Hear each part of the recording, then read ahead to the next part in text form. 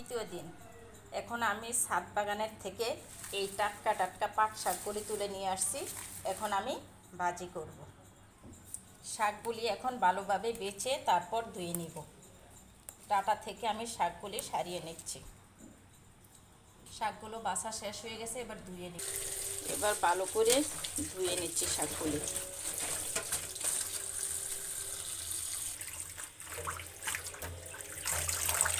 শাকগুলি ধুয়ে একটা চালনিতে রেখে দিয়েছি পানিটা ঝরার জন্য। এবার আমি শাকগুলি কুচি করে নিব। শাক ধুয়ে পানি ঝরিয়ে নিয়েছিলাম, এবার শাকগুলি কুচি করে নিচ্ছি।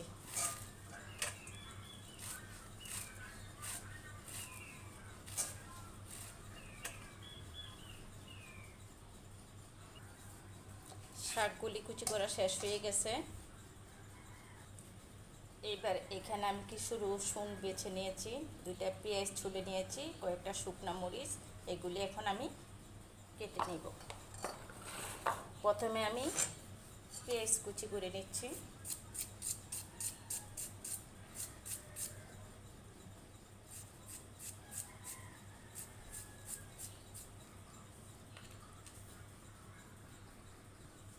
এবার আমি রসুনের কোয়া নিয়েছি, রসুনের কোয়াগুলি কুচি করে নেব।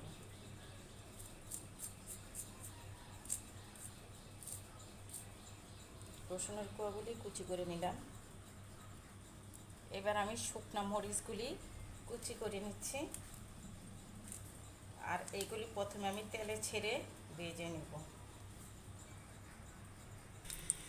চুলায় কড়াই বসিয়ে তেল দিয়ে নিয়েছি। এবার শুকনো মরিচ কুচি করে রাখা মরিচগুলি দিয়ে দিব তেলের মধ্যে। মরিচগুলি তেলের মধ্যে ভেজে দিব। কালচে কালচে না হওয়া আগ পর্যন্ত আমি শুধু এই মরিচগুলি ভাজতে থাকব।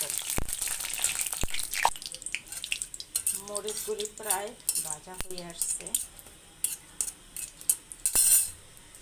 এখন আমি পেঁয়াজ আর রসুন কুচিগুলি একসাথে দিয়ে দেব।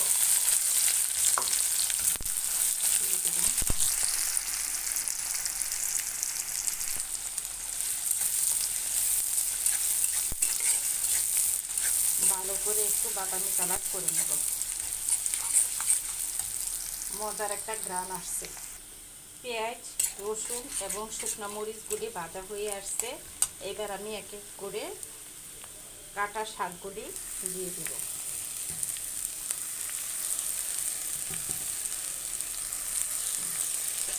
কাটা শাক দিয়ে দিয়েছি। এবার নেড়ে চেড়ে একটু লবণ দিয়ে দেব। শাকটা নাড়া দিয়েছি, এবার আমি পরিমাণ মতো লবণ দিয়ে দিচ্ছি। লবণটা দিয়ে ভালোভাবে নেড়ে চেড়ে দিব যাতে পুরো শাকে মিক্স হয়। পাট শাক ঝরঝরে করে ভাজি করলে অনেক ভালো লাগে। আর এই শাকটা আমি ততক্ষণ পর্যন্ত নাড়তে থাকবো যতক্ষণ পর্যন্ত ঝরঝরে না হবে। হয়ে গেল আমার ঝরঝরে পাট শাক ভাজি করা।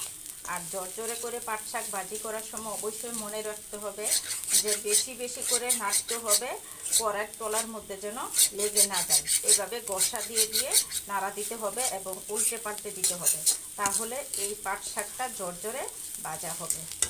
শাকটা হয়ে গেছে, এখন আমি তুলে নেব। এবার আমি শাকটা তুলে নিচ্ছি।